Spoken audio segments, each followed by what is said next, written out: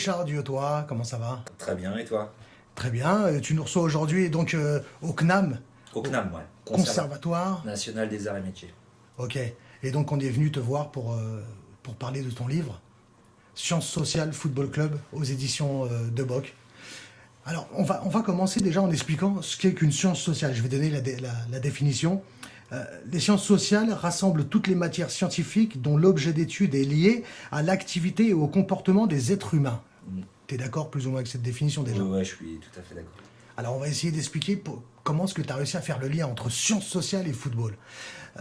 Ma première question, est-ce que le foot est une science, Richard? Ah non, le foot n'est pas une science, mais par contre, c'est un objet qui peut être analysé par les sciences, et notamment par les sciences sociales. Alors, quand on parle de sciences sociales, c'est souvent sociologie, histoire, économie, anthropologie, ethnologie, etc.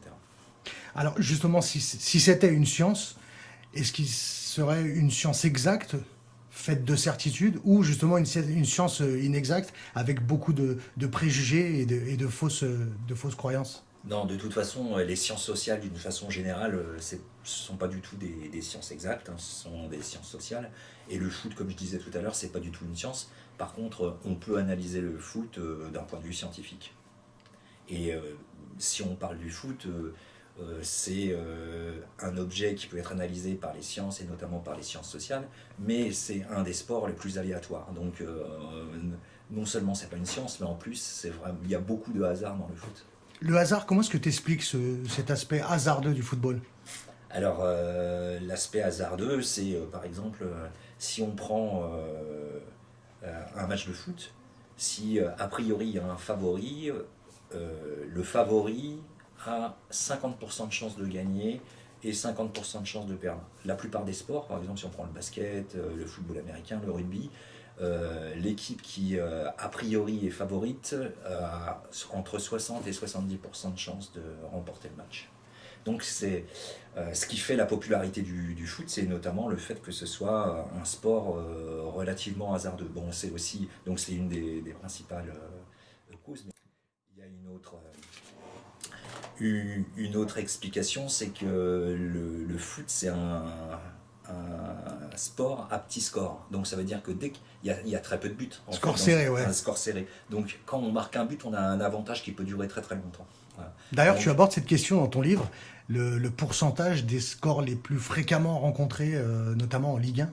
ouais, bah ça c'est d'ailleurs dans tous les championnats, hein, les scores les plus fréquemment rencontrés, c'est 0-0, 0-1, 1-0, 1-1. Et je pense que 1-1 c'est le score le plus fréquent. Donc quand vous devez comment dire, parier, il faut toujours mieux parier sur 1-1. On a plus de chances de gagner, et ça dans tous les championnats européens. Ton livre aborde des questions culturelles, financières, physiques, même enfin des phénomènes de société. Justement, est-ce que le football est un élément de la société ou une société à part entière? Non, le football, c'est vraiment le reflet de la société à part entière. Il suffit de regarder l'histoire du football pour comprendre que c'est fortement lié à la société. Et d'ailleurs, ça me fait penser qu'il y a un petit document qui vient de sortir là, sur l'histoire des Bleus entre 96 et 2016, donc qui a été fait par un ancien producteur de TF1, je crois, et puis un historien, donc qui raconte tout à fait l'évolution récente de l'équipe de France de football et de son effet sur la société et vice-versa. C'est étonnant parce que tu nous as dit que le football était quelque chose d'assez très hasardeux, Aléatoire en fait. aléatoire. Voilà. C'est très aléatoire. En tant que scientifique, je pense que tu as un regard très rationnel sur les études que tu fais. Justement, tu cherches la rationalité, tu cherches à expliquer. Quel regard tu veux changer sur notre façon de voir le football en France, justement?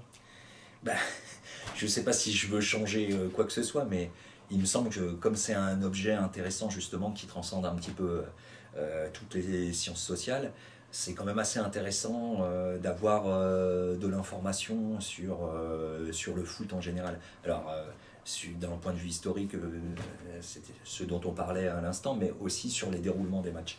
Et c'est vrai, par exemple, en France, nous, on n'a pas tellement la culture d'analyse des matchs comme les Anglais l'ont ou comme les Américains l'ont dans d'autres sports comme le baseball, le basket et le football américain qui sont très, très décortiqués, quoi, en fait. Et tu penses que justement, on rencontre très souvent cet aspect statistique dans les médias. Est-ce que dans le monde professionnel, on devrait plus s'y intéresser? Bah, je pense qu'on devrait s'y intéresser parce que, par exemple, il y a une statistique qui, bon, maintenant, je pense qu'il est peut-être un petit peu connue, mais c'est sur est-ce qu'on a plus de chances de marquer sur un corner rentrant ou sur un corner sortant? Tiens, je te pose la question. Bah, moi, je serais tenté de te dire sur un corner rentrant. Voilà, bon, ouais, c'est vrai, t'as raison. C'est un corner rentrant, mais quand tu poses la question aux gens, la plupart disent un corner sortant. Et en fait, un corner sortant, du moins un corner rentrant, ça a plus de chances de rentrer, parce que évidemment, ça va vers le but. La trajectoire, Voilà. Et pourquoi les gens disent un corner sortant? C'est parce que les buts qui sont marqués sur des corners sortants sont beaucoup plus beaux. Puisque c'est par exemple un beau coup de tête, alors que sur un corner rentrant, c'est des buts de raccro dont on se souvient beaucoup moins des buts. Et les Anglais, par exemple, analysent tout à fait ce type de statistiques et ils savent très bien qu'on va tirer un corner rentrant ou voir les coups francs qui sont un petit peu décalés, faire tirer par exemple un gaucher sur le côté droit, un droitier sur le côté gauche. D'ailleurs, un autre, du moins si je peux me permettre, hein, Bien sur sûr. les corners, pour rester sur les corners, si je te dis par exemple, tu sais le concept de corner intéressant de Christian Jean-Pierre, tu as déjà, oh voilà un corner intéressant. Corner intéressant. Voilà. Chaque fois qu'il y a un corner, il y a une occasion de but. Est-ce que tu sais, par exemple, qu'on a très peu de chances de marquer sur corner? Une équipe marque en moyenne un but tous les 10 matchs sur corner. Et donc, on a plus de chances de marquer sur corner rentrant, mais sachant qu'on marque très peu sur corner. Donc, qu'est-ce qu'il faut faire? Il faut faire des corners à, comment dire, à les jouer à deux. Quoi, en fait. À deux, ouais. Et donc, Le transformer en voilà. action. Et Le pourtant, centre. nous, en tant que, comment dire, en tant que spectateur, de temps en temps, on est énervé par les corners à deux. Mais tu as beaucoup plus de chances de marquer sur un corner qui est fait à deux à cause du décalage, plus que sur un corner direct. Mais aussi, on est un peu pollué par le fait que quand nous, on joue au foot à notre niveau, donc ça marche pour les professionnels, mais à notre niveau, nous, on marque beaucoup plus de buts sur corner, parce que évidemment, c'est beaucoup plus aléatoire, etc. Les défenseurs sont... Le placement n'est pas le même. Le placement n'est pas le même, etc. Donc on est un peu pollué par ce qu'on vit et ce qu'on anticipe personnellement.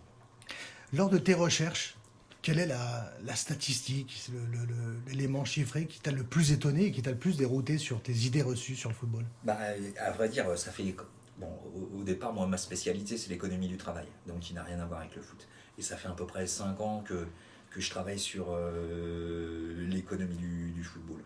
Donc j'ai fait des articles et puis des bouquins. Mais la première chose qui m'a fait que je me suis dit c'est intéressant de travailler sur le foot, c'est une statistique, bon maintenant, qui est encore une fois, je pense assez connue, c'est la probabilité de devenir footballeur en fonction de son mois de naissance. Ah, je pense que tu vas intéresser du monde.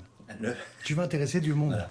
Et donc ça c'est un truc qui m'a... Alors que moi-même je joue au foot depuis longtemps, je m'étais jamais posé la question. Et en fait, on sait très bien que quand on est né au début, par exemple, les catégories d'âge, aujourd'hui, c'est du 1er janvier au 31 décembre. Nous, à notre époque, du moins à la mienne, parce que je sais que tu es plus jeune que moi, c'était du 1er août au 31 juillet. Donc aujourd'hui, il y a 2 fois plus de footballeurs qui sont nés janvier, février, mars, puisqu'ils sont nés au début de la catégorie. Alors que moi, quand j'étais jeune, la plupart il y avait 2 fois plus de footballeurs qui étaient nés en août, septembre, octobre. Donc qu'est-ce que ça veut dire? Ça veut dire simplement que quand on classe les enfants par catégorie, les plus vieux ont plus de chances de réussir que les plus jeunes de la catégorie. Bon, pourquoi? C'est simple, hein, parce que quand on a 10 ans, 1 an d'écart, c'est énorme. Donc ça veut dire que on est beaucoup physiquement on est plus grand, on a les gestes un peu plus synchronisés, etc. Et donc ça c'est vraiment le truc qui m'a fait, qui m'a surpris et sur lequel je me suis intéressé. Et les Anglais, actuellement, eux, ils ont un gros problème. Leur catégorie d'âge, c'est du 1er septembre au 31 août. Et donc, moi, j'ai 2 chiffres en tête, mais en gros, il y a 50% des joueurs anglais qui sortent des centres de formation anglais, donc pas les étrangers, qui sont nés en septembre, octobre, novembre, et seulement 12% qui sont nés juste avant la limite. Et donc, ils sont en train de réfléchir à comment faire pour pas évincer finalement les plus petits ou ceux qui ont à un moment donné un gabarit en moins. Et donc ils sont en train de penser à mélanger les catégories d'âge. Ça veut dire que au lieu de prendre l'âge chronologique, l'année de naissance par exemple, ils prennent l'âge, alors ils appellent ça le biobanding, ça veut dire que... L'âge physique. L'âge physique, exactement. Et donc ils sont en train de tester Imaginons un petit gabarit, s'il est trop petit pour sa catégorie d'âge, ils vont le faire jouer à la catégorie en dessous et voir comment il se débrouille. Et en fait, ce qui se passe, c'est que, bon, juste une petite aparté, c'est par exemple les Américains le font beaucoup au basket et au football américain. Et d'ailleurs, à l'école aussi, ils le font, mais je reviendrai dessus ici. Et donc, ça veut dire qu'un petit qui, par exemple, est en U10 et physiquement il n'y arrive pas parce qu'il est trop petit en U10 et on le met en U9, il va être avec des gens qui ont exactement le même physique que lui et il va prendre confiance, il va pouvoir tenter des choses qu'il ne pouvait pas faire, etc. Et puis ça va changer tout à fait sa mentalité, il va devenir un peu plus leader alors qu'il était timide, etc. Et donc ça va changer toute sa trajectoire.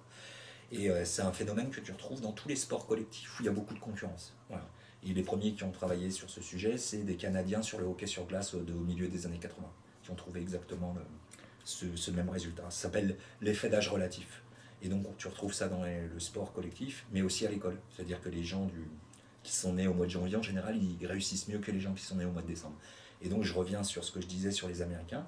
Nous, en France, on a tendance soit à surclasser les meilleurs dans le sport, ou soit leur faire sauter une classe quand c'est à l'école. Et les Américains, ils font l'inverse. C'est-à-dire, si tu es né au mois de décembre et tu sais que tu vas être le plus petit de ta catégorie, les parents vont avoir tendance à le laisser une année de plus à la maternelle pour qu'il soit le plus grand, parce qu'ils ont compris le phénomène. Et alors, je peux du moins, je ne sais pas si on termine, mais en tout cas, je voudrais parler justement de ça, faire un peu de pub pour Allez, vas-y, c'est parti. Donc ça, c'est un sociologue de l'université de Lyon 2 qui a fait un bouquin qui s'appelle Des footballeurs au travail. Il est sorti il y a à peu près 2 mois. On va le montrer devant la caméra. Voilà. Il s'appelle Frédéric Razera. Des footballeurs au travail. Voilà. Et donc, il a passé... et donc, justement, c'est vraiment exceptionnel ce qu'il a fait, parce qu'il a réussi à passer 16 mois dans le club, en y allant quasiment tous les jours, avec les joueurs, avec les entraîneurs, avec le staff médical. Et donc, il raconte exactement la vie quotidienne d'un footballeur. Et franchement, c'est super intéressant. Alors, ce qui est assez étonnant, c'est que quand on joue au foot, on a l'impression, même si on est dans un club professionnel, que c'est un peu comme dans un club amateur, mais évidemment avec toute la dimension du déclassement pour une partie du staff professionnel, et puis évidemment avec aussi la carrière salariale et la carrière tout court. Et la vie personnelle, c'est vraiment super intéressant. Je vous le conseille.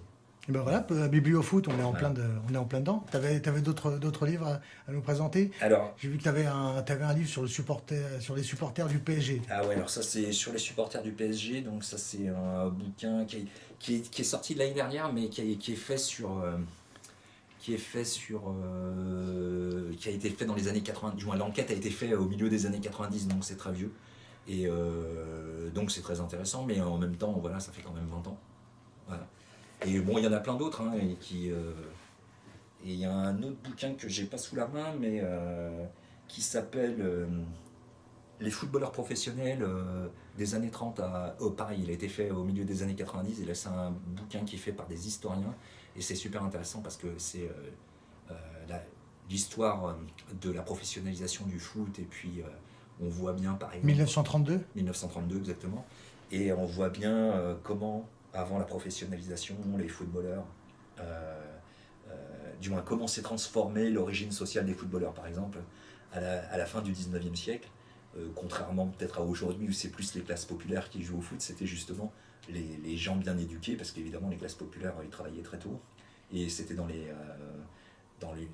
l'université, dans les grandes écoles où on jouait au foot, et donc ça s'est complètement transformé. Et derrière il y a cette histoire de transformation et de conflit entre ceux qui voulaient laisser le football amateur et la professionnalisation évidemment, et donc ça s'est professionnalisé notamment parce qu'on a fait les gens des classes populaires sont rentrés, et puis ils avaient besoin d'être défrayés pour pouvoir simplement faire les déplacements, acheter leurs chaussures, etc. C'était vraiment très intéressant. C'est de 2 historiens qui s'appellent Alfred Wahl et Pierre Lanfranchi. D'accord. Et pour apporter ma petite pierre à ce que tu viens de raconter, c'est vrai que l'aspect social du football a été important dans son développement. C'est pour ça qu'on voit que dans beaucoup de clubs, les grands derbies étaient d'abord des équipes qui avaient des classes sociales complètement différentes. Ouais, bah là on voit bien par exemple à Rome, à Milan. À Rome, à Milan dans le championnat italien. Et puis après de temps en temps il y avait des oppositions aussi religieuses entre les catholiques et les protestants ou dans le nord de l'Angleterre. Et d'ailleurs on peut se poser la question, pourquoi en France on n'a pas des villes comme ça avec 2 clubs et des oppositions entre... Mais c'est simple, c'est parce qu'il y avait une loi qui interdisait d'avoir 2 clubs dans la même ville de plus de 200 000 habitants, je crois. Donc l'histoire du football français ne s'est pas du tout construite sur ces oppositions comme ça. Merci Richard. J'invite vraiment tout le monde à lire ce livre, Sciences sociales football club, que tu as coécrit avec Bastien Dru. Ouais. C'est une deuxième édition, hein, parce que Non, c'est pas tout à fait, c'est pas le même en fait, c'est pour ça. C'est pas le même. C'est deux bouquins différents. Voilà, c'est deux bouquins différents, parce qu'il y a eu un premier jet, c'est les 20 questions improbables du football. C'est tout aussi passionnant. Je vous invite à les lire tous les deux. Je te laisse le mot de la fin. Merci Farid, ça m'a fait très plaisir de discuter avec toi.